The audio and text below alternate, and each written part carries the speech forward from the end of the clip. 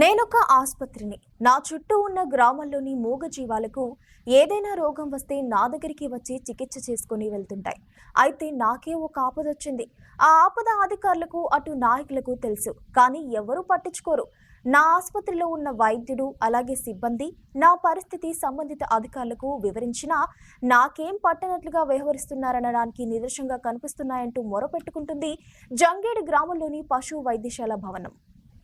Bhupalpally municipality 14వ ward Jangedu గ్రామంలోని పశు వైద్యశాల భవన పరిస్థితి ఒక్కసారి వీడియోలో చూడొచ్చు.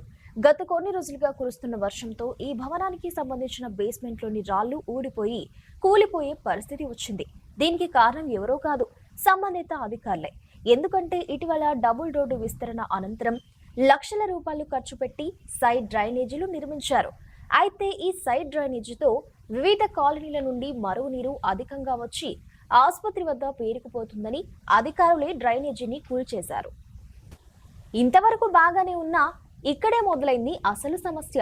మురుగునీరు, చెత్తా చెదారం నిలుస్తుందని డ్రైనేజీని కూల్చేసిన అధికారులు మరలా నిర్మించకపోవడంతో ఆసుపత్రి భవనమే కూలే పరిస్థితి వచ్చింది. దీంతో అధికారుల తీరుపై ప్రజలు మండిపడుతున్నారు.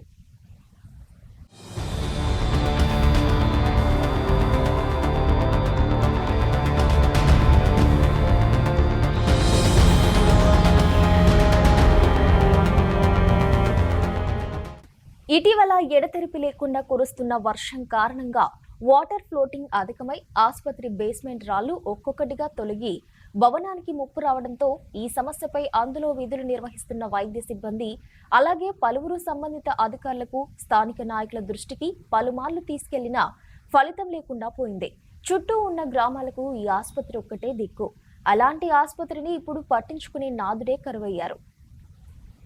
జిల్లా కేంద్రానికి కూతవేటు దూరంలో ఉన్న ఆసుపత్రి పరిస్థితే ఇలా ఉంటే మారుమూల ప్రాంతాల్లో ఎలా ఉంటుందో అర్థం చేసుకోవచ్చని పలువురు మండిపడుతున్నారు.